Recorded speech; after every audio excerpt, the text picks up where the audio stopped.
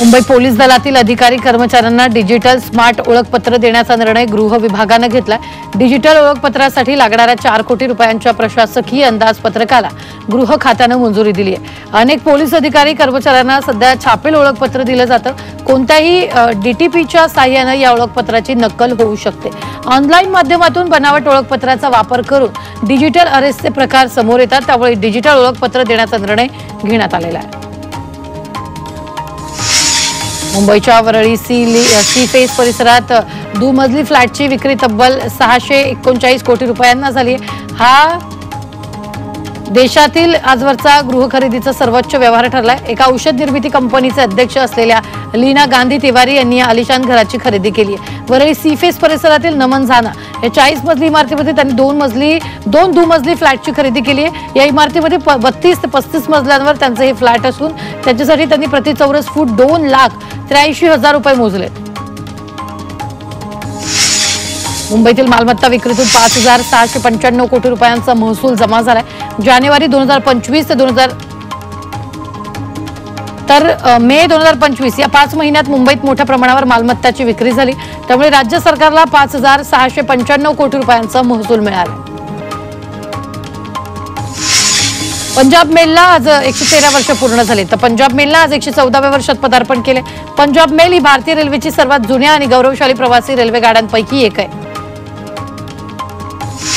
Miss world 2025 स्पर्धेत थायलंडच्या opal सुचाता हिने बाजी मारली आहे। थायलंडच्या या सुंदरीनं मिस वर्ल्डचा मुकुट जिंकला। भारताची नंदिनी गुप्ता टॉप 8 मधून बाहेर पडली आहे, तर 72व्या मिस वर्ल्ड स्पर्धेचा ग्रँड फिनाले शनिवारी हैदराबाद मध्ये पार पडला। डेक्कन क्वीन या ट्रेनला सुरू होऊन आज 96 वर्ष पूर्ण झालीत। मुंबई पुणे या 2 शहराला जोडणारी भावनिक दुवा असलेली ही ट्रेन अनेक पिढ्यांच्या आठवणींची साक्षीदार आहे। मध्य रेल्वेच्या सर्वात प्रतिष्ठित आणि लोकप्रिय ट्रेनपैकी एक असलेल्या डेक्कन क्वीनच्या वाढदिवसानिमित्त जोरदार सेलिब्रेशन करण्यात आले।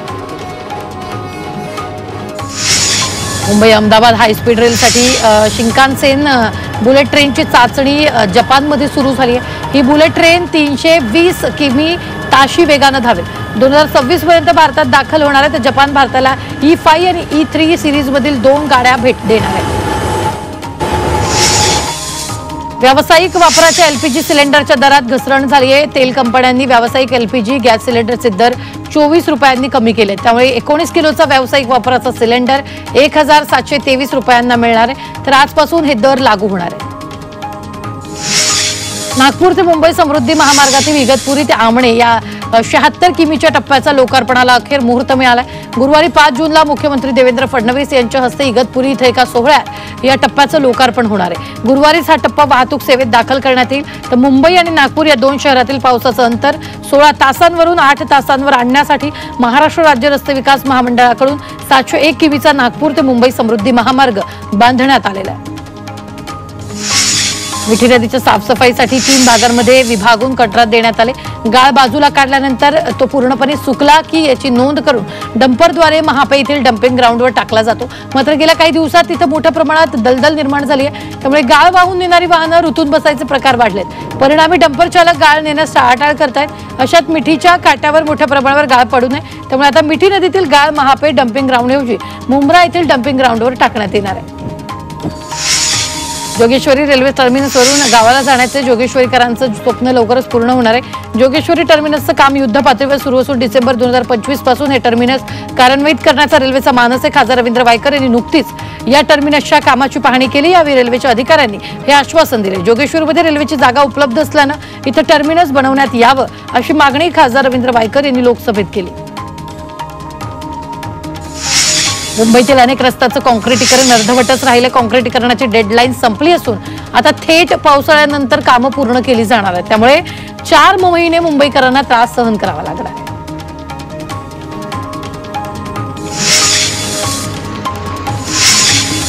ठाणे बेलापूर महामार्गावर एरोली इथं नागरिक आपला जीव धोक्यात घालून रस्ता ओलांडतायत। या ठिकाणी स्कायवॉक असतानाही नागरिक संरक्षक जाळी ओलांडून रस्ता ओलांडतायत, तर त्यामुळे अपघाताची दाट शक्यता आहे। त्यामुळे प्रशासनानं संरक्षक जाळी दुरुस्त करावी अशी मागणी होते।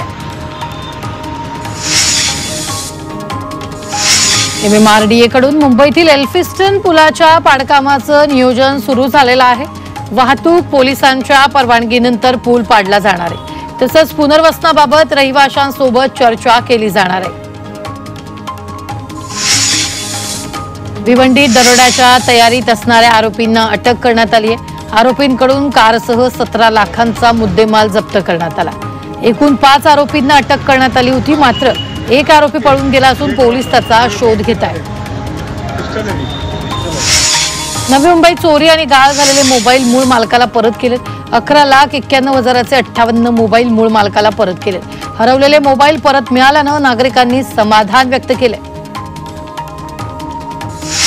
ओरेस प्रकरणी आरोपपत्र दाखल झालंय। 4.25 कोटी गुंतवणूक 177 कोटींचा गैरव्यवहार समोर आलाय। फरार युक्रेनियन आरोपींनी यासाठी 4 कोटी 35 लाख रुपयांची गुंतवणूक केल्याचं ईडी तपासात उघड झालंय।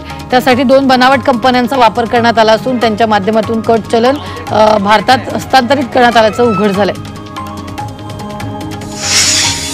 नवी मुंबईतील पनवेल रेल्वे स्थानकावरून 3 महिन्याच्या बाळाचं अपहरण करणाऱ्या महिलेला अटक करण्यात आली आहे। तर पोलिसांनी 24 तासात या महिलेला पकडले, तसंच या 3 महिन्याच्या बाळाची सुटका करण्यात आली।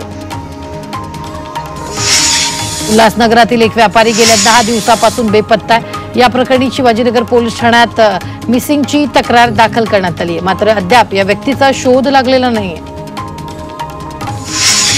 उल्हासनगरच्या सीताराम म्हात्रे नगरमधून गुन्हे शाखेच्या पथकानं मोठी कारवाई केली आहे। पोलिसांनी तब्बल 17 लाखांचे अंमली पदार्थ जप्त केले। दरम्यान या प्रकरणी तस्करी करणाऱ्या 2 आरोपींना अटक करण्यात आली। 11वी प्रवेशातील तांत्रिक अडचणीमुळे विद्यार्थ्यांना मनस्ताप सहन करावा लागतो। आतापर्यंत राज्यभरात 13,000 तक्रारी शिक्षण विभागाकडे दाखल झाल्या। या सर्व तक्रारी 100% सोडवल्या जातील अशी माहिती शिक्षण विभागाच्या संचालकांनी दिली। जिल्हा परिषद शाळांमधील मुलींना आता जुडो कराटेचं प्रशिक्षण दिलं जाणार आहे। तसंच कौटुंबिक अत्याचाराविषयी ग्रामीण महिलांचं समुपदेशन केलं जाणार आहे। इयत्ता 4थी ते 10वी पर्यंतच्या विद्यार्थिनींना प्रशिक्षण दिलं जाणार आहे। मध्य रेल्वेवरील लोकमान्य टिळक टर्मिनसवर एका प्रवाशाचा चालता एक्सप्रेसमध्ये चढताना तोल गेला। या दरम्यान फलाटावर असलेल्या आरपीएफ जवानानं प्रवाशाचे प्राण वाचवले। ही संपूर्ण घटना सीसीटीव्ही चित्रित झाली आहे। तर आरपीएफ जवानावर कौतुकाचा वर्षाव होतोय। मुंबई अहमदाबाद महामार्गावर खासगी बस आणि आयशर टेम्पोमध्ये धडक झाली आहे। तलासरीच्या धुंदलवाडी परिसरात अपघाताची घटना घडली आहे। अपघातात बसमधील वाहकाचा मृत्यू झाला असून 3 जण जखमी झाले। जखमींना उपचारासाठी रुग्णालयात दाखल करण्यात आले। मुंबईतील जुहू बीचवर एका युवकाचा बुडून मृत्यू झालाय। शनिवारी संध्याकाळी ही दुर्घटना घडली आहे। मित्रासह तो फोटो काढत असताना त्याचा तोल गेल्याने तो पाण्यात बुडाला। त्यानंतर मुंबईतील समुद्र किनाऱ्यावर पोलीस आणि जीवरक्षक यांचा बंदोबस्त तैनात करण्यात आला। या पावसाळ्यातील ही पहिलीच दुर्घटना आहे। पोलिसांनी समुद्रात खोलवर न जाण्याचं आवाहन केलेलं आहे।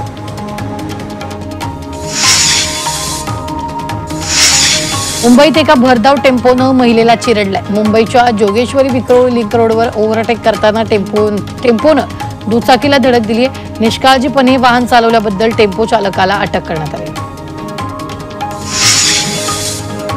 विजेच्या तारेचा शॉक लागून 14 वर्षाच्या मुलाचा मृत्यू झाल्याची घटना बदलापूर गावात घडली आहे। अमृत टॉवर या इमारतीत राहणाऱ्या राजवीर लोखंडे असं मृत मुलाचं नाव आहे। तो सोसायटीच्या आवारात इतर मुलांबरोबर खेळत असताना सोसायटीच्या आवारात विद्युत पोलवरील उघड्यावर असलेल्या विजेच्या तारेला त्याचा स्पर्श झाला। यात त्याचा जागीच मृत्यू झाला। या घटनेनं परिसरात हळहळ व्यक्त होते। या प्रकरणी राजवीर याच्या पालकांनी पोलीस ठाण्यात तक्रार दिली आहे।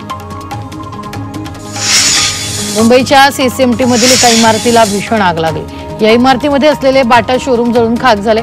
दरम्यान अग्निशमन दल घटनास्थळी दाखल होऊन आग आटोक्यात आणली। यामध्ये सुदैवानं कोणतीही जीवितहानी झाली नाही, मात्र शोरूम मालकाचं मोठं नुकसान झालंय। अनेक राज्यांमध्ये मुसळधार पाऊस सुरू आहे। दरम्यान आता पुन्हा एकदा हवामान विभागाकडून वादळी वाऱ्यासह जोरदार पावसाचा इशारा देण्यात आला।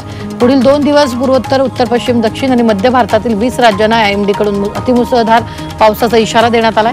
वादळ देखील झोडपून काढणार असून या काळात वाऱ्याचा वेग ताशी 70 किलोमीटर प्रचंड इतका राहण्याची शक्यता आहे। या पार्श्वभूमीवर हवामान विभागाकडून अलर्ट जारी करण्यात आलाय।